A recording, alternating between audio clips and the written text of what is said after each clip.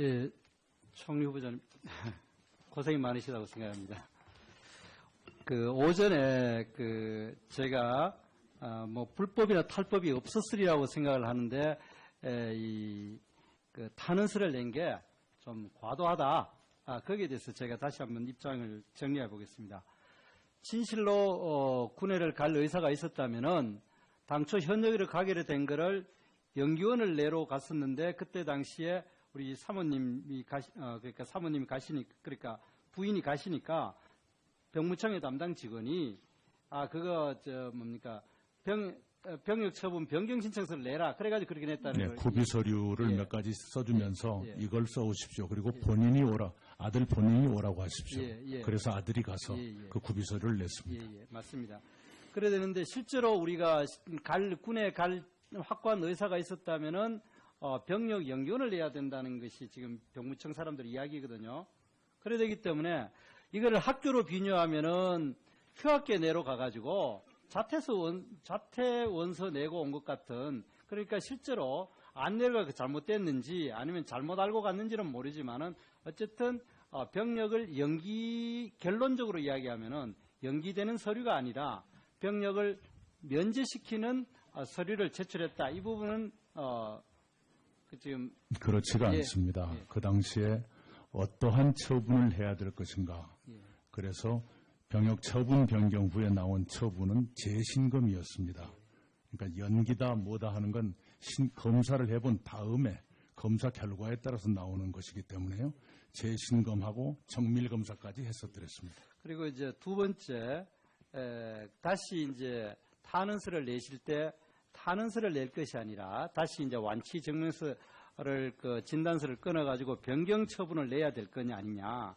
그리고 또 일부의 의혹으로서는 왜 본인이 내지 않고 직명을 넣어가지고 국회의원 이낙연을 했느냐 이런 것에 대한 의문을 제기합니다. 그러나 뭐 그거는 이것이 직접적인 병력 탈루와 관계 있지는 않다고 생각하니까 저는 이 정도로 하고 다른 질문을 하겠습니다. 아까 이태규 의원님이 이야기를 했는 연장선상에서 이제 병력 현역으로 가지 않는 처분한 이전에는 여러 번의 수술과 진료 기록이 나옵니다. 그렇죠? 그런데 수술은 한 번밖에 안 했어요. 수술 한 번이고 진료를 5번 정도 탈루했다고 답변서 냈는데, 그런데 면제받던 이후로는 2014년에 병원이 바꾸어가지고 한 번 진료받은 거 외에는 아무런 진료가 없습니다. 수술을 해서 된 거죠. 완치가 됐으네. 그런데 우리가 완치까지는 아닙니다만은요. 지금도 뭐 이렇게 자유로운 것은 아니죠. 그런데서 신체 검사 등급 규칙이 보면은 2002년 당시에는 그때 아드님이 면제 받으실 때는 수술만 받으면은 면제하도록 되어 있습니다. 그런데 2004년부터 이것이 바뀌기 시작합니다. 어떻게 바뀌냐면 수술한 이후에 불안정성이 있거나 재수술이 필요한 경우만 면제가 되도록 있습니다. 그러면 다시 한번 이걸 의역을 하면은 수술을 받았지만은 후유증이 특별히 있거나 재수술을 한 경우에는만 면제가 된다. 그러니까 상황이 충분히 다시 이제 변경 신청을 냈으면은 현역이 될지 아닐지를 알 수가 없는 상황이라는 게 하나 있고요. 또 그런데 그것이 2017년 똑같은 자료입니다. 더 강화됐습니다. 아까 병역 면제가 강화됐다는 건 아까 이태규 의원님, 김광수 의원님, 우리 강영상 의원님인가 그래 지적을 했었는데, 여기에 보면은 아예 수술을 2번 해야 하고 특별히 문제 없는 한은 가도록 되어 있습니다. 그렇기 때문에 이 문제에 대해서는 다시 아드님이 아직 후유증이 남아있기 때문에 아마 다시 이제 뭐 완치되지 않은지 모른다 이렇게 이야기를 하셨는데, 하나만 이제 쭤보겠습니다. 아까 추가로 꼭 병력 의무를 이행하고 싶었는데 이후에 전신 마취를 6번인가? 4번으로 수정합니다. 4번. 4번 하셨기 때문에 포기를 했다. 그러면은 그렇게 말씀하셨지 않습니까? 그러면 저희들이 국민들이나 저희들이 이해하기는 그때 당시는 열심히 군에 정말 갈 의사가 있었지만은 지금 현재로서는 갈 의사가 없다. 왜냐하면 지금 현재 병역법 71조에 보면은 만 36세 이전에는 언제든지 병역 처분 변경 신청을 내고 완치 이나 이런 걸 내면은 병력을 갈 수 있도록 돼 있거든요. 그런데 아까 전신 마취 수술도 하셨고 아직도 후유증도 남아 있으니까 지금으로서는 뭐 아드님 또 결혼도 하셨고 그렇기 때문에 가시기 어렵다. 이렇게 저희들이 이해도 되겠습니까? 네, 뇌 수술을 받고 난 뒤에 포기를 했고요. 예.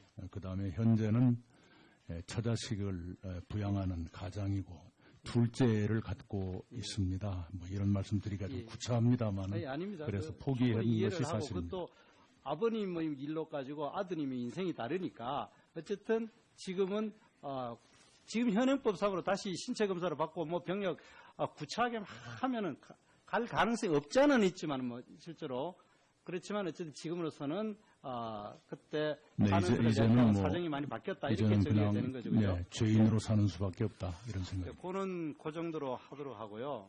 그다음에 이제 우리 그 부인의 그 그림 관련해 가지고 뭐 직접적인 쟁점보다도 자료 제출과 관해 가지고 제가 그 몇 가지를 여쭤보도록 하겠습니다.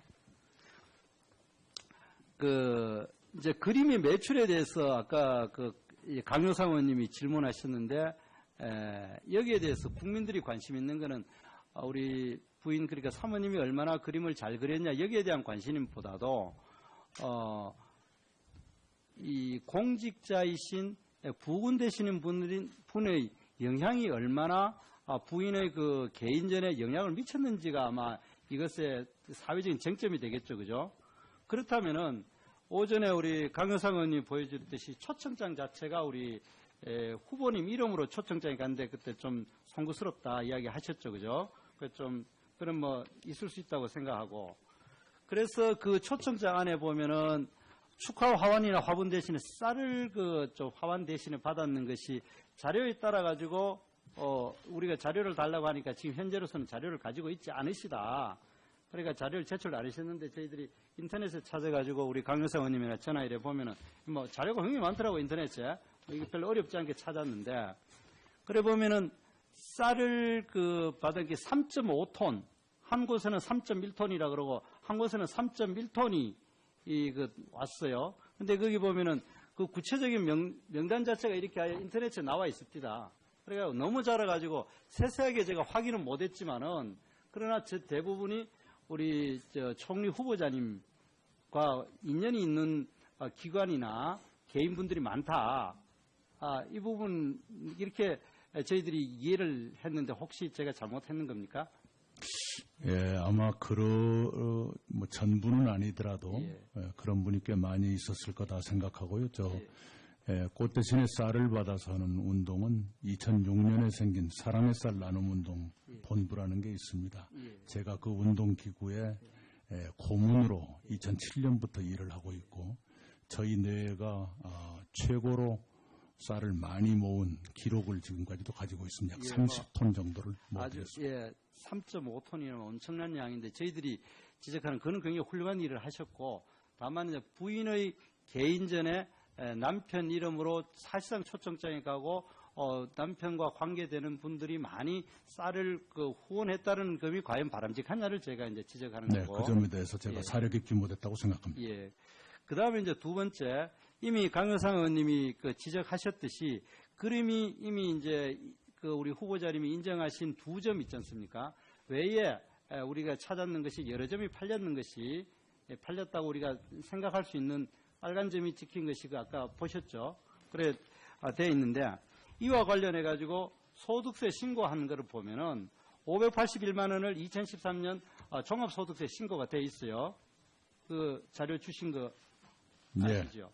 그러면 581만 원 종합소득세가 인정과세가 581만 원이 되려면은 그 구체적인 신고서를 저희들이 제출하려고 하니까 거기는 아예 우리 후보자님께 저희들한테 아예 그냥 주지를 않았어요.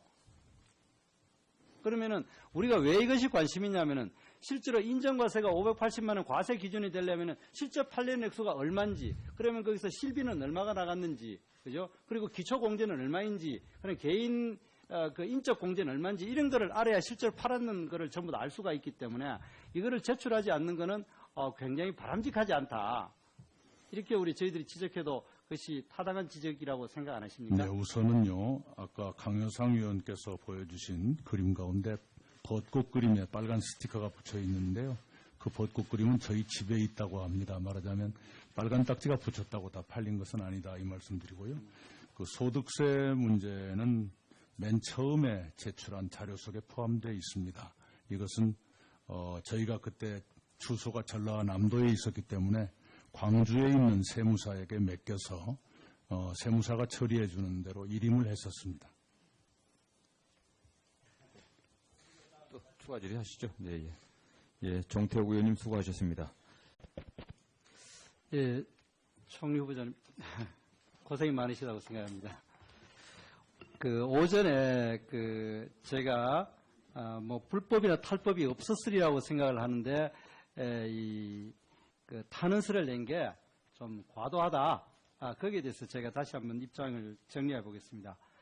진실로 군회를 갈 의사가 있었다면은 당초 현역으로 가기로 된 거를 연기원을 내로 갔었는데 그때 당시에 우리 사모님이 그러니까 부인이 가시니까 병무청의 담당 직원이 병역 처분 변경 신청서를 내라. 그래가지고 그렇게 냈다는 네, 걸. 구비 서류를 예. 몇 가지 써주면서 예. 이걸 써오십시오. 그리고 본인이 아들 본인이 오라고 하십시오. 예. 그래서 아들이 가서 예. 그 구비 서류를 냈습니다. 예, 맞습니다. 그래야 되는데 실제로 우리가 군에 갈 확고한 의사가 있었다면은 병력 연기원을 내야 된다는 것이 지금 병무청 사람들 이야기거든요. 그래야 되기 때문에 이거를 학교로 비유하면은 휴학계 내로 가가지고 자퇴 원서 내고 온 것 같은, 그러니까 실제로 안님이 이야기를 했는 그 연장선상에서 이제 병력 현역으로 가지 않는 처분한 이전에는 여러 번의 수술과 진료 기록이 나옵니다. 그렇죠?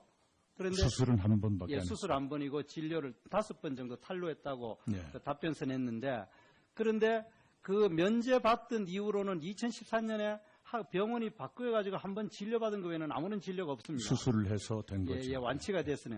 그런데 우리가 완치까지는 아닙니다만은요. 지금도 예. 뭐 이렇게 지금도 자유로운 것은 불편하시죠. 아닙니다. 그런데서 신체 검사 등급 규칙이 보면은 2002년 당시에는 그때 아드님이 면제 받으실 때는 수술만 받으면은 면제하도록 되어 있습니다.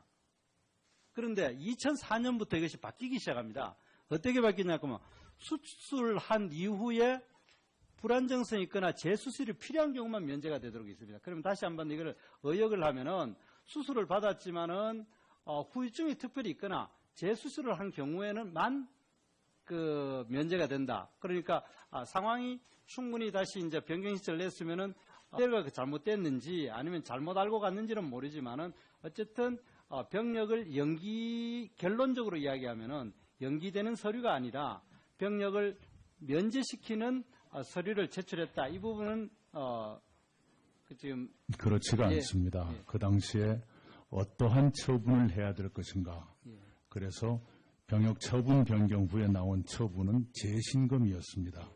그러니까 연기다 뭐다 하는 건 검사를 해본 다음에 검사 결과에 따라서 나오는 것이기 때문에요.